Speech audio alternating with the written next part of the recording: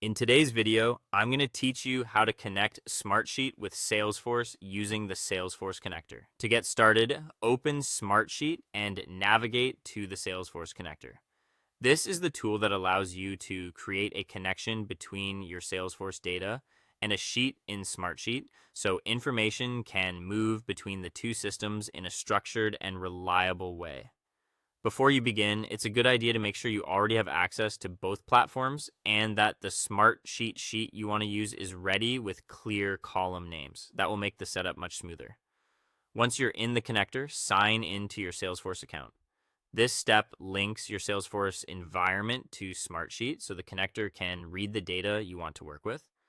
Depending on your setup, you may be taken to a secure login screen where you'll enter your Salesforce credentials. Be sure to use the correct account, especially if your organization has multiple Salesforce environments. After signing in, you'll be asked to allow Smartsheet to connect with Salesforce. This permission step is important because it authorizes the connector to access the objects and fields needed for the workflow. Review the access request carefully, then approve it so the connection can continue. Next, choose the Salesforce object you want to sync.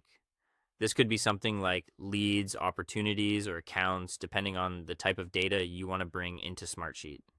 Think carefully about which object contains the information you need, because this choice determines what records and fields will be available in the next steps. After that, select the Smartsheet sheet where the Salesforce data should appear.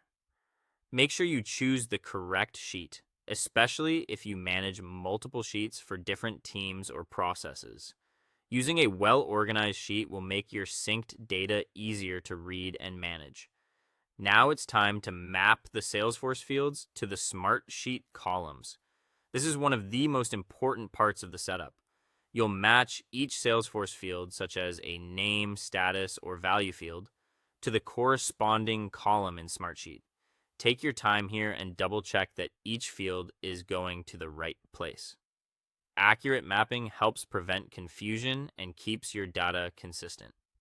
Finally, save the connector workflow and test it. Saving stores your configuration, and testing lets you confirm that the sync is working as expected.